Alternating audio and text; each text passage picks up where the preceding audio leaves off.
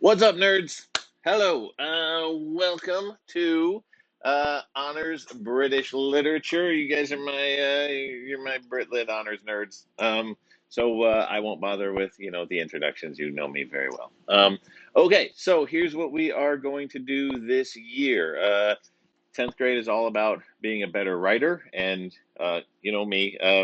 Writing is always a super huge, focus of mine.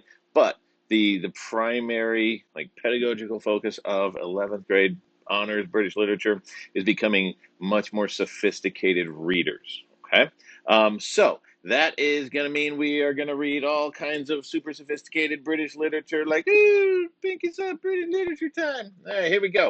We're going to start with Ian McEwan, Atonement.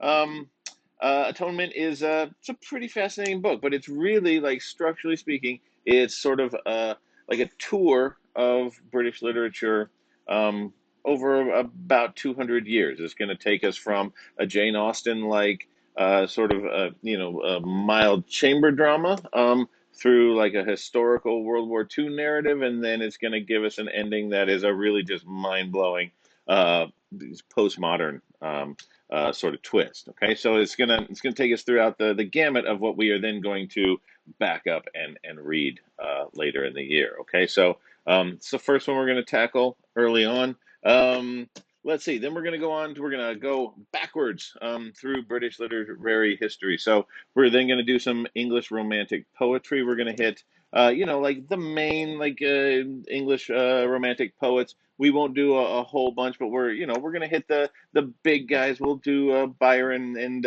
Shelley and Keats. And we'll get into some earlier stuff from Coleridge and Wordsworth. I love, me. I'm a big poetry guy, so we're gonna do some good stuff with them.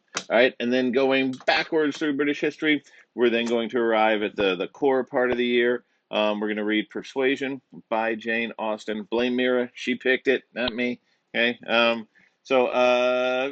This is Jane Austen's last book, and there's all kinds of cool stuff in here. Okay, this is a difficult read, and we're going to spend a lot of time focusing on how to work through something this incredibly dense and packed. Okay, once we get through Jane Austen, we're still going to keep going backward, and we are going to arrive at Shakespeare. Being the playwright, drama is my first literary love, so I always have to get some plays in there. All right. Macbeth is what was the Shakespeare play we're going to be reading this year. There is also, and this is not an accident, there's a production of Macbeth at a Noise Within Theater in Pasadena, and I'm going to try and get us to go actually see this production after we read the play. So Macbeth, really cool play, lots of blood and guts and witches and murder and sword fighting in it. It's awesome.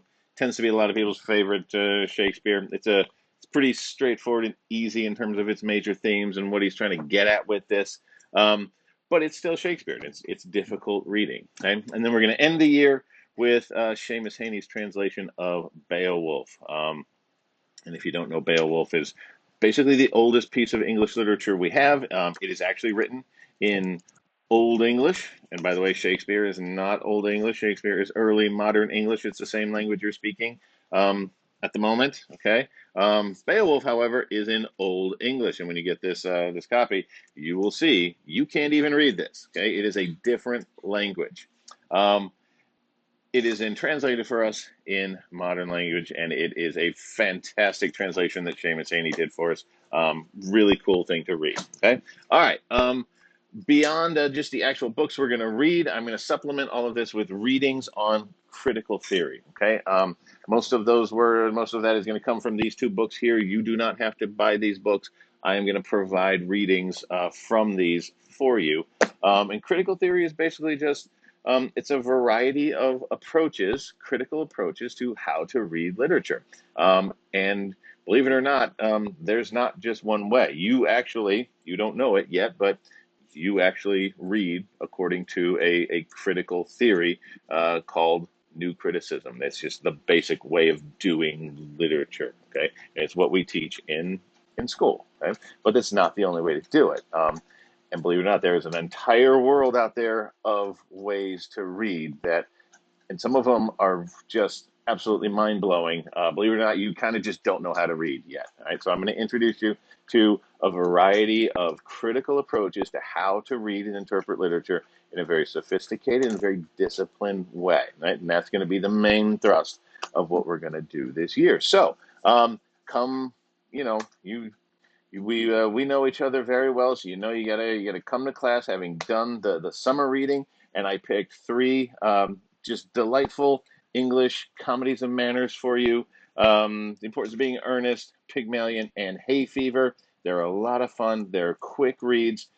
It shouldn't take you more than like an hour and a half to read any one of these plays, and you should be in and out really quickly. Just as you read them, think about how can you compare these, the what they have to say and how they say it, how they are written. That's going to be what we're going to start with when we do our just sort of review session on basic CCEEC writing and thesis statements and race responses and all that at the beginning of the year. So come ready to write a bunch of short things about those three comedies of manners, and I will see you in a couple of weeks.